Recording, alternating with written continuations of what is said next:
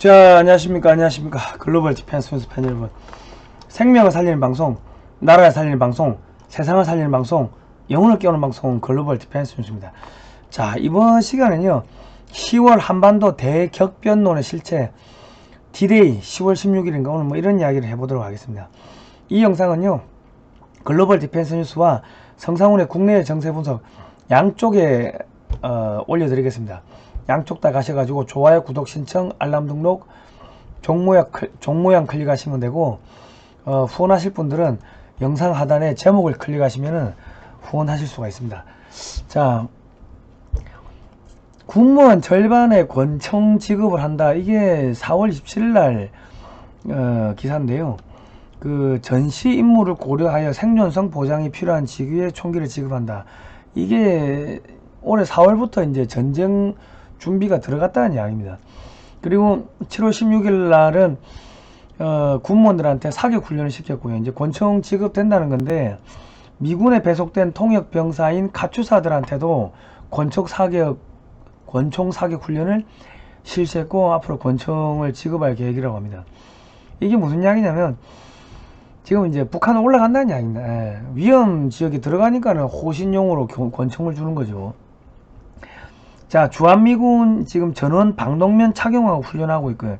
사격 훈련하는 거 보면 방독면 쓰고 하고 방독면 쓰고 구보 뛰고 뭐 그러고 있습니다. 주한미군에 전 세계 미군에서 딱 하나 있는 부대가 생물학전 부대, 세균전 부대인데 그게 지금 들어왔다고 합니다. 그리고 이제 주한미군의 전시증원 부대, 과거 20-30년 동안 한 번도 들어오지 않았던 부대가 들어왔고, 지휘관들이 비밀리에 조용히 들어왔다. 근데 그 홈페이지 보면 나와요. 비밀리에 들어왔는데, 이제 북한이 7차 핵실험하면 바로 때리고 밀고 올라가겠다는 이야기인데, 시진핑 3년임 확정할 20차 당대회가 10월 16일에 개막을 합니다. 그러니까 지금 10월 뭐 중국 10월 위기론, 한반도 10월 위기론 나오는 게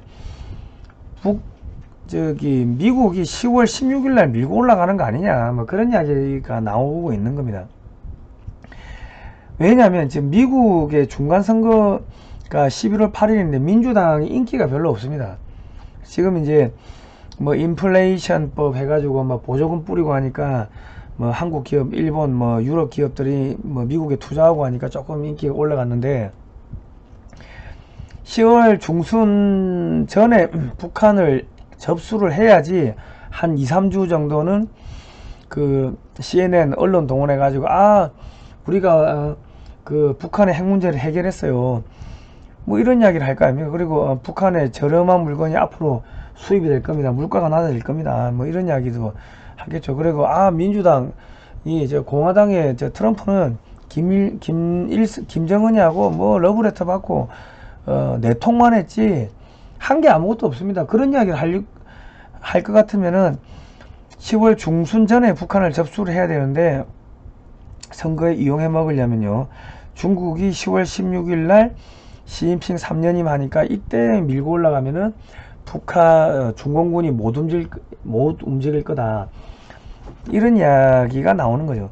그리고 이제 대한민국이 남한이 1년에 한 100조, 그러니까 1000억 불, 한 120-30조 원치 에너지를 해외에서 수입하는데, 만약에 이제 북한이 통일되고 북한이 이제 제2의 공장이 되면 중국에 있는 공장들이 다 북한으로 오겠죠. 그리고 북한에서 쓰는 에너지는 미국이 전량 공급하면은 연간 뭐 100조 안팎의 그 어마어마한 돈이 미국의 에너지 기업으로 들어가고 미국에 일자리가 생기겠죠. 그런 이야기를 퍼포먼스를 10월 중순 전에 해야 된다. 자, 그러니까 중국이나 북한이나 이 겁먹은 애들이 그거를 막기 위해 가지고 주한미군을 철수시키기 위해 가지고 생물학전, 세균을 갖다 뿌리고 뭐 생화학 테러, 화학탄을 터뜨리고 그런 거를 테러를 후방에서 할 가능성이 있기 때문에 미군들이 전부 다 이 생화학 테러에 대비해서 훈련하는 겁니다. 그런데 대한민국의 대통령 윤석열 대통령은 국정원은 절대 국내 정치에 개입하지 말라 엄명을 내렸고요. 국정원장 뭐 기무사령관 독대 안 하겠다, 이런 이야기를 했는데, 지금 중국인이 100만 명이고요.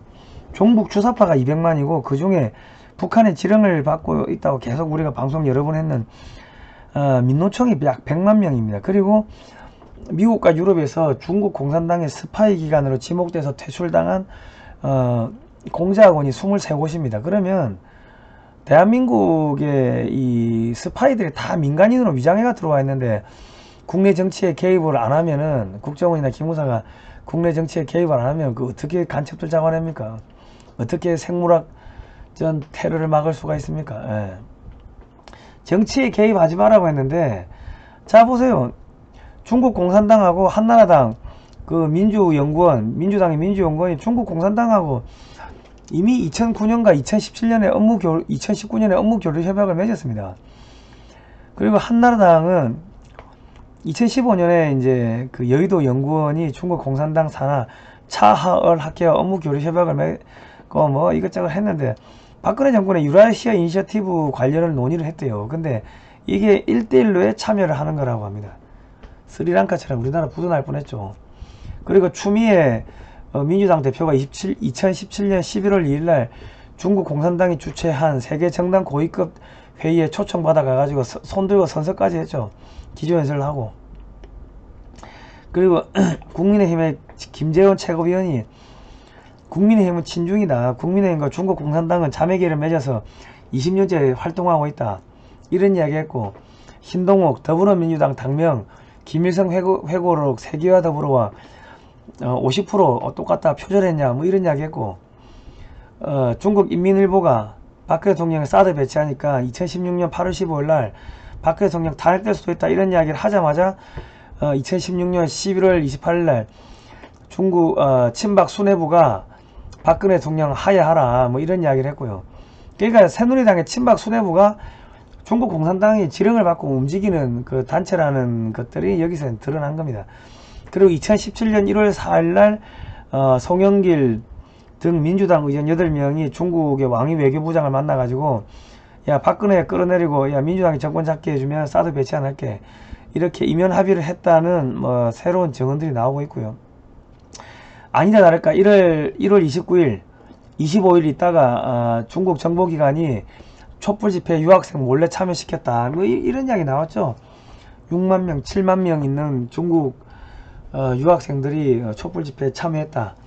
중국 정보기관이 촛불 집회에 암호화폐로 수백억 자금됐다 이런 이야기 나왔고, 정교조 선생들이 어린아이들 동원했다 이런 이야기 나왔고, 다음 카페 블로그 다음 블로그 카톡 모니터링을 연길 지식산업원에서 중국인들이 한다는 이야기 저희가 몇 번 했죠. 카톡 카카오 2대 주주가 텐센트인데 중국 공산당 하부 조직이다 이래 돼 있고, 정의구의 사재단들이 사드 반대한다고 초등학생들 동원했고요. 국정원 해체, 민주주의 회복, 신부소녀들이 다 튀어나왔죠. 예. 그리고 안철수가 박근혜 적폐 사드 즉각 철회하라 뭐 이런 이야기 했고요. 북한과 중국의 입장을 대변하는 게 안철수입니다. 간첩이 뭐 어디 있긴 어디 있어요. 안철수 네가 간첩 같은데. 그러니까 지금 여당 야당에는 북한의 입장을 대변하는 중국 공산당의 입장을 대변하는 정치인들이 어마어마하게 많습니다. 안철수를 언론이 대선 후보로 띄우죠. 언론은 어디에 소속되어 있습니까? 민노총 산하의 그 언론 노조에 소속되어 있고, 민노총은 북한의 지령받고 민주당이 지령받고 그 뒤에는 중국 공산당이 지령받는다고 합리적 의심을 할 수밖에 없는 그런 여러가지 정황 증거들이 나오죠. 그러면 중국 공산당과 북한 공산당이 한국의 언론 동원해 가지고 안철수를 대선 후보로 띄운다고 보는 게 그게 합리적인 추론 아니겠습니까? 그런데 대한민국의 대통령은 야 국정원 기무사 국내 정치에 개입하지 마라. 나 국정원장 기무사 사람은 안 만나겠다. 이런 이야기를 하면은 간첩은 누가 잡습니까?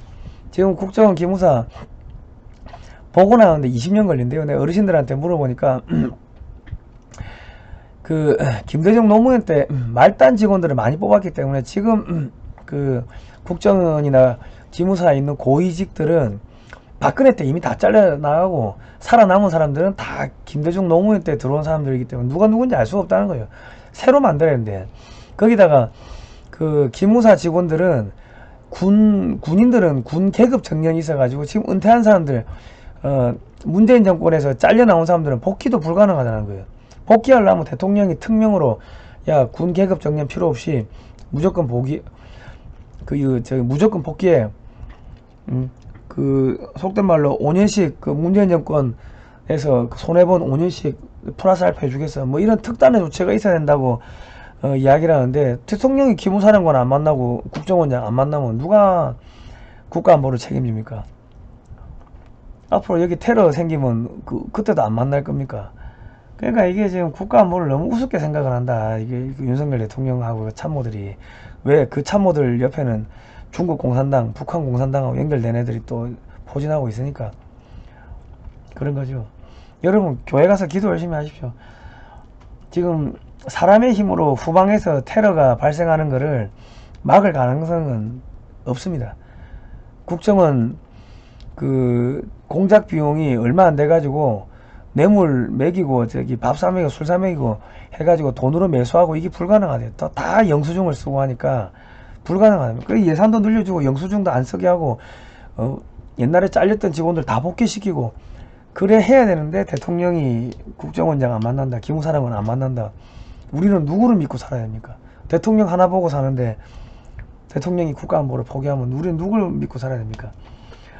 이 영상은 전국의 국정원, 기무사, 경찰 뭐 이런 쪽에 다 보내주시기 바랍니다. 공안기관에 보내주시고 국민의힘에도 보내주시고 뭐 좀 보내주시면 감사하겠습니다. 자, 그리고 제주 4.3 사건의 진실을 담은 탐나의 봄이 300석, 250석 단숨에 매진됐다고 합니다. 이 영화는 우리 국군 장병들, 경찰 간부들한테 꼭 좀 보여줬으면 좋겠습니다. 자기들이 1948년에 자기 선배들이 테러 당해가지고 다 죽었는데 역사를 모르는데 어떻게 경찰 경위가 되고 경감이 되고 합니까? 우리 군인들, 국군 장병들, 경찰한테는 이 영화 꼭 좀 보여줬으면 좋겠습니다. 9월 한 달 동안 매주 금요일 저녁 7시 30분, 토요일 오후 5시 종로 3가 낙원상가 건물 4층 허리우드 클래식 극장이고요. 지방 상영 문의는 010-7735-7746번입니다. 지하철 5호선 5번 출구 나오시면은 거기 도로 하나 있습니다. 횡단보도 하나 건너면 한 50m 직진, 지하철 5호선 나와서 5번 출구 나와서 직진 50m 하시면은 여기 국밥집이 보여요. 거기가 여기 출입구 엘리베이터고, 1호선 타고 오시는 분들은 낙원 악기상가 오시면은 요 계단이 있죠. 오른쪽에 계단 요쪽으로 들어오시면은 출입구가 있습니다. 엘리베이터 타고 4층으로 올라오시면 됩니다. 국밥집 앞에, 요 출입구 앞에 국밥집이 있어요. 돼지국밥집. 그러니까는 이쪽으로 오시면 되겠습니다. 오늘 여기까지 할게요. 다음 시간에 뵙도록 하겠습니다. 여러분 잘 살아남으시고요. 교회 가서 기도하십시오. 사람의 힘으로는 막을 수가 없습니다. 교회 가서 열심히 기도하십시오. 저는 새벽 예배도 가는데 새벽 4시 반에 일어나야 되니까 죽을 것 같습니다. 힘들어가지고 하루 종일 피곤해가지고. 자, 오늘은 여기까지 하겠습니다. 고생하셨습니다.